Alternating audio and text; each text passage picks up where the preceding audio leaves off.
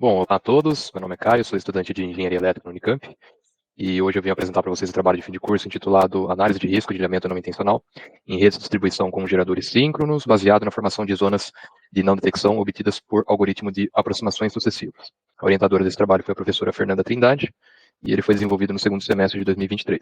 Bom, pessoal, para iniciar o trabalho, então eu venho trazer o conceito aqui do que seria então o ilhamento não intencional, que é extremamente importante para o entendimento de todo o projeto. Então, para exemplificar, né, eu trouxe aqui um diagrama unifilar de uma rede bem genérica, simplificada, tá? Que a gente tem o sistema de distribuição, a gente tem um gerador conectado, nesse caso um gerador síncrono, e a gente tem também as cargas representadas ali pela potência ativa consumida PL e potência reativa QL. Tá? A gente também consegue ver um religador à esquerda e uma chave à direita representada pelo nome DJ. Basicamente é uma chave que recebe um sinal de um sistema de detecção de ilhamento. Tá? A gente vai explicar mais ou menos o que é isso aí mais para frente. Mas a ideia aqui seria então a gente entender o que é o conceito de ilhamento não intencional. E para isso, a gente pode entender primeiramente o que seria o conceito de ilhamento.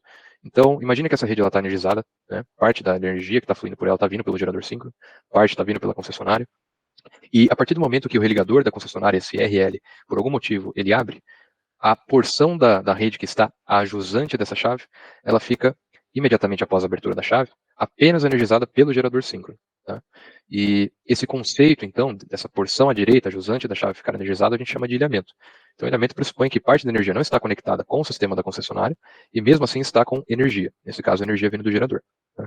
Agora, quando a gente diz ilhamento não intencional, a gente está se referindo ao fato de que, mesmo após a abertura dessa chave RL, não houve, por parte do sistema de detecção de ilhamento, que a gente chama, não houve ação para que o gerador em si fosse desconectado também da rede. Então, se isso não aconteceu, o ilhamento ele é caracterizado então como um ilhamento não intencional. Tá? Então, é quando parte da rede, através do religador, ela se desconectou, tá? O sistema da concessionária ele saiu, e mesmo assim aquela porção da rede continua energizada. Tá? E ela ficou energizada por mais tempo do que devia. A gente chama isso de ilhamento não intencional. Tá? É interessante ressaltar aqui que o desbalanço, né, que seria basicamente a diferença entre a potência de geração e a potência que está sendo consumida pela carga, esse desbalanço ele proporciona variações das grandezas, no caso, da grandeza da tensão. Então a gente está falando de variação de magnitude, variação de frequência desse sinal de tensão, e esses desbalanços proporcionam essas variações. E quanto maior for esse desbalanço, maior vai ser então essa variação dessas grandezas. Tá bom?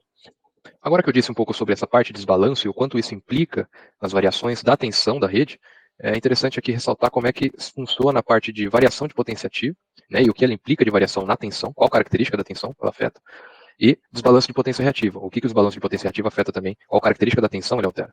Então, no caso do desbalanço de potência ativa, analisando a equação de oscilação da máquina 5, a gente chega à conclusão de que variação, ou seja, desbalanços de potência ativa, ou seja, potência gerada menos potência consumida, proporcionam variações na rotação do eixo da máquina 5.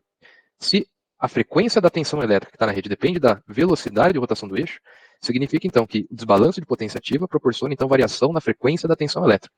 Então, o desbalanço de potência ativa está associado à variação da frequência da tensão. Okay? E a gente extrai isso da análise da equação de oscilação do gerador síncrono.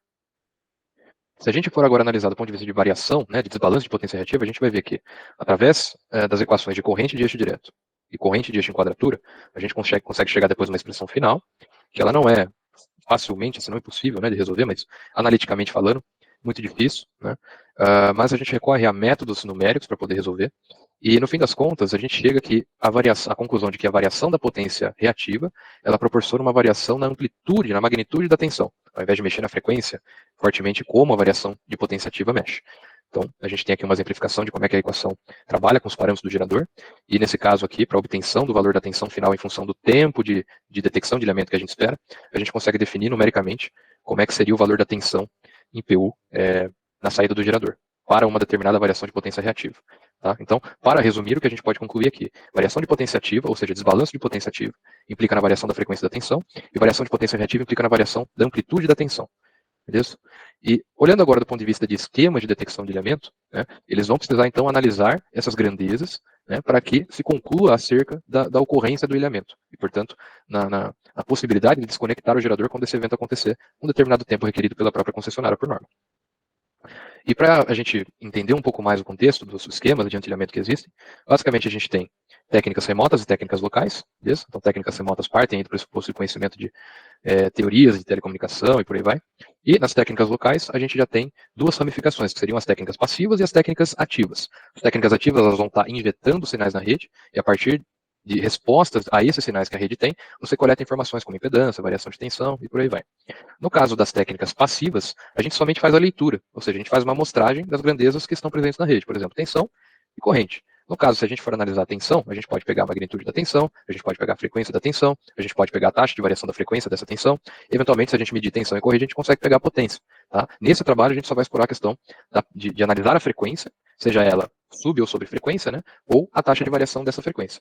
E também a gente vai explorar a parte de variação da tensão, da amplitude da tensão por conta da potência reativa, variação da potência reativa. Bom, quais foram os esquemas de proteção utilizados nesse trabalho? Então a gente tem o esquema de proteção utilizado, consiste basicamente em ter um relé de sub sobre frequência, que fica monitorando qualquer frequência da tensão elétrica da rede, e se ele estiver acima de um valor ou abaixo de um valor, dispara um sinal da saída, representando o acionamento do sistema de proteção. Tá? Outro esquema de proteção que não foi utilizado nesse trabalho é o de taxa de variação da frequência. Então, ao invés da gente só medir a frequência, a gente também mede a taxa de variação.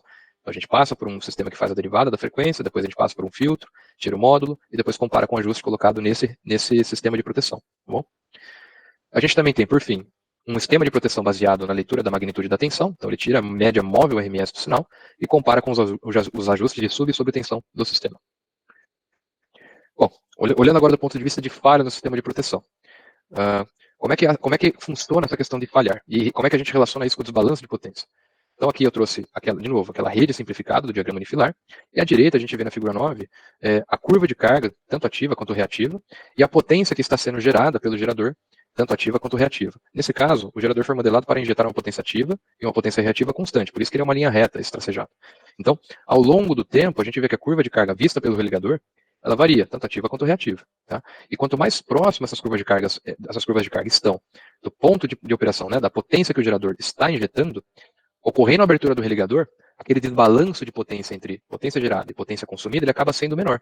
Então a distância entre a curva azul, por exemplo, de potência ativa, e a potência ativa do gerador, essa distância, quanto menor ela for, mais difícil vai ser de detectar passivamente a ocorrência da abertura daquele religador, porque as variações de tensão, variações no caso da frequência, elas vão ser muito lentas.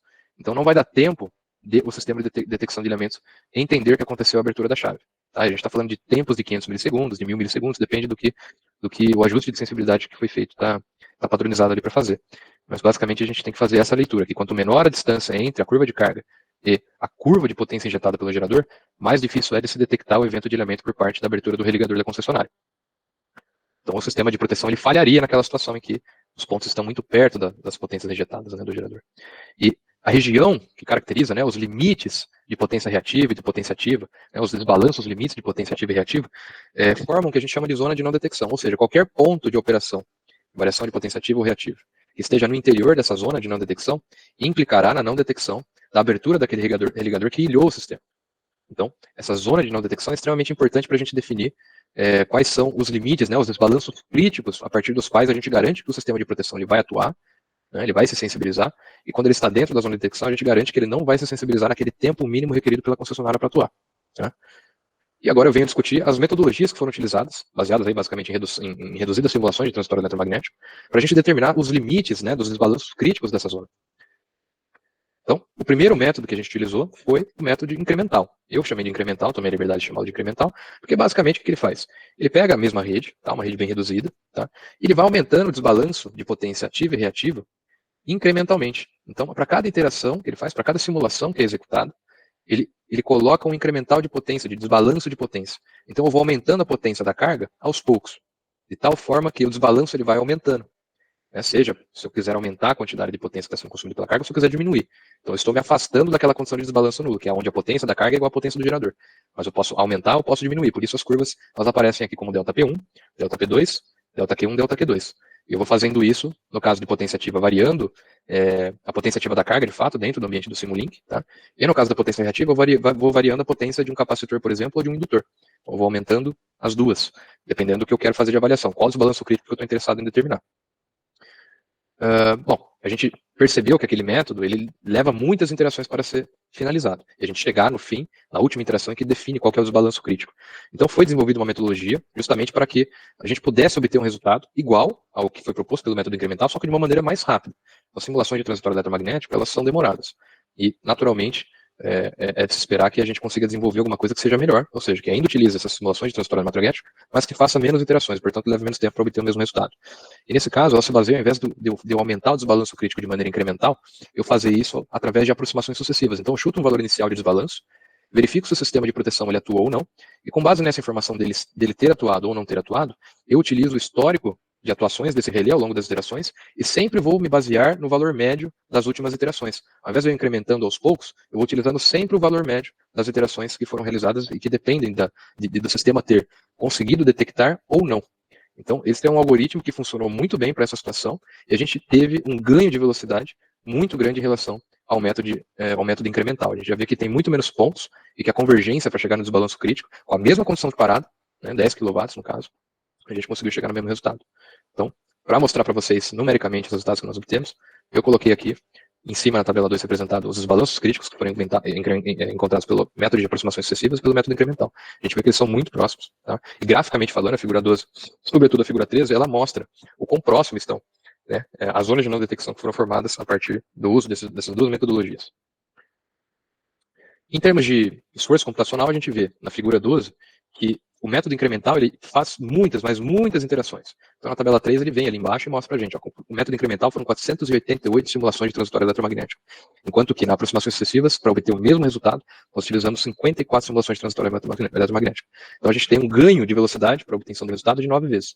Né? Então, uma coisa que a gente levava cerca de 0,65 horas para executar, aliás, 5,89, 83 horas para executar, levou 0,65 aproximadamente horas para ser executado. Né? Bom, agora relacionando isso, então, a obtenção da zona de não detecção com a probabilidade de alinhamento não intencional. Então, a probabilidade de alinhamento não intencional, nesse caso, ela foi baseada nesse tipo de rede, né? Então, já é uma rede que tem várias cargas, e essas cargas elas estão definidas conforme essas tabelas que estão, tabela 4, tabela 5, né, que dão essas características dessa carga, e onde elas estão conectadas, em quais barras, e a figura 4 ela mostra qual que é a curva de carga e o tipo de carga que a gente está falando. Então, residencial, comercial, industrial 1, industrial 2, e assim por diante. Nesse caso, então, para poder fazer o cálculo, uma vez que a gente já tem a zona de não detecção daquele tipo de rede, né, a gente basicamente precisa saber qual é o número de pontos da curva que está dentro dessa zona de não detecção, tá? Isso tanto para ativa quanto para reativa. Tá? A resolução da curva de carga, ou seja, a distância em tempo entre dois pontos consecutivos, tá? E o intervalo de tempo total da curva inteira. Né? A gente multiplica isso por 100%, então a gente tem um valor percentual da probabilidade de alinhamento não intencional. Beleza? No caso da rede que a gente está estudando, os dois métodos chegaram exatamente no mesmo valor, tá? Muito próximos. As casas decimais nem foram colocadas aí, mas elas são diferentes a partir da terceira, quarta, enfim. Mas a ideia é que a gente conseguiu, com um método que executa, né, as iterações de uma maneira muito mais rápida, que chega no desbalanço crítico muito mais rapidamente, ele teve um percentual de 26% de probabilidade de alinhamento não intencional. Tá? Então, um valor que a gente chegaria de qualquer forma, mas a gente conseguiu chegar mais rápido pelo método de aproximações sucessivas. E aí depois foi feito, então, em cima disso, uma análise de sensibilidade. Basicamente, a gente tem representado pela figura 16 e 17 variações, né, para diferentes esquemas de proteção. Então, foi utilizado, ora, um esquema de proteção baseado na leitura de sub e subfrequência e subtensão, e depois comparado, então, com uma outra dupla de esquema de proteção, que foi o de taxa de variação de frequência e o de subtensão. Então, essas duas combinações de duplas, elas proporcionam zonas de não detecção diferentes. Portanto, para a mesma curva de carga, a gente vai ter probabilidades de alinhamento não intencional diferentes. E a gente vai ter mais ou menos pontos dentro das zonas de não detecção, já que elas são diferentes. Então, a gente teve, no caso, para o uso do par frequência e tensão, 26%. Tá? E quando a gente foi para o ROCOF, que é o de taxa de variação de tensão e de leitura de subtensão, a gente teve uma SND bem menor. Né? E, portanto, a gente teve uma probabilidade de alinhamento menor, porque a faixa de zona de não detecção ela reduziu. Então, tem menos pontos que pertencem ao interior da zona de não detecção. Portanto, a probabilidade acaba sendo menor. A mesma coisa nós fizemos também para diferentes ajustes de sensibilidade. Então, ao invés de ter, por exemplo, uma aceitabilidade de variação de frequência de 62,5 Hz a 57,5, a gente poderia estreitar um pouco mais e, por exemplo, para 61 Hz e 59 Hz, aceitar faixas que sensibilizariam um esquema de proteção diferentes.